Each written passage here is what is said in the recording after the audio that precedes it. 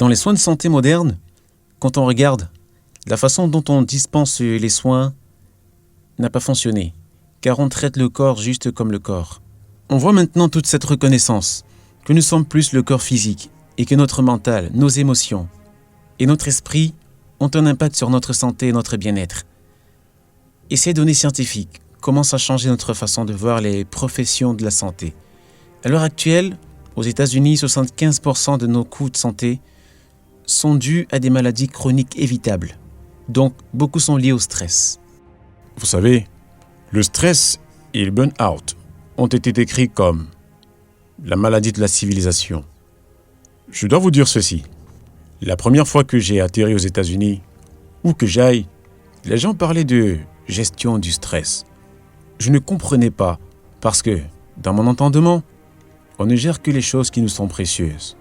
Notre famille, nos biens, nos affaires. Pourquoi voudrait-on gérer le stress ? Il m'a fallu un certain temps pour comprendre que tout un tas de gens avaient conclu que le stress fait partie de leur vie. Le stress ne fait pas partie de votre vie, de votre travail ou quoi que ce soit d'autre. Le stress est juste votre incapacité à gérer votre propre corps, votre mental, vos émotions, vos énergies vitales. Vous ne savez pas comment tenir votre corps, votre mental et vos émotions, vous serez stressé. Stress veut dire que les dimensions intérieures de qui vous êtes sont en état de friction. Il y a suffisamment de friction dans le monde. Chaque jour, si on doit traverser ce monde, il y a tout un tas de défis et de frictions. Il y en a bien, mais une fois que la friction a lieu au sein de cette machine, au sein de ce mécanisme, s'il y a friction, alors on est complètement amoindri. Ça devient complètement débitant.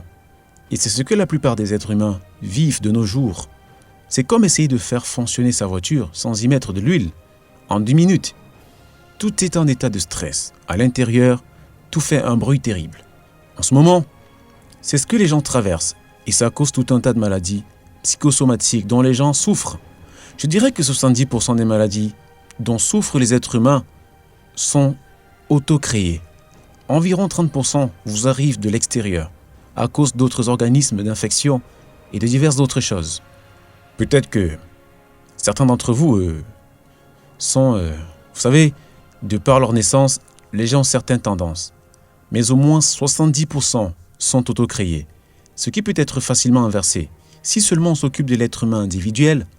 Et je peux le prouver avec des centaines et des milliers de cas qui sont sortis de la maladie. Sans traitement, ils s'en sont sortis simplement grâce à une certaine qualité d'existence, sans stress.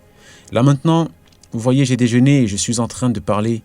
Si je vérifie mon pouls, il est 55 et 60. Si j'étais à jeun et que je reste assis tranquillement pendant 5 minutes, il serait en dessous de 40. Donc il n'est pas question de stress dans celui-ci. Lorsqu'il n'y a pas de stress, la quantité d'entretien requise diminue considérablement. Maintenant, on a des études qui montrent ceci. Un simple processus de méditation de 15 minutes et votre métabolisme va chuter jusqu'à 24% dans un état conscient.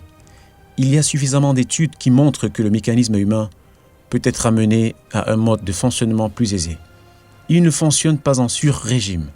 Pour l'instant, pour tout ce qu'ils ont à faire, ils doivent se booster comme ça pour le faire. Non, vous pouvez vous propulser quand je dis en douceur, pas forcément en restant derrière les autres. Pas nécessairement à un niveau de performance inférieur. On peut faire fonctionner le mécanisme humain à différents niveaux. Si vous êtes dans un certain état de tranquillité en vous-même, là maintenant, je suis fait comme ça. Si je ferme mes yeux, le monde disparaît pour moi. Il n'existe même pas pour moi. Donc, la façon dont vous maintenez le système est importante. Maintenant, nous en parlons. C'est la journée mondiale de la paix. Si la paix doit avoir lieu, l'être humain doit la connaître en lui-même. Quoi que nous vivions dans les sociétés humaines, n'est qu'une manifestation de ce qui a lieu dans le mental des individus. Lorsque le mental des individus est dans une telle tourmente, comment apporter la paix au monde ?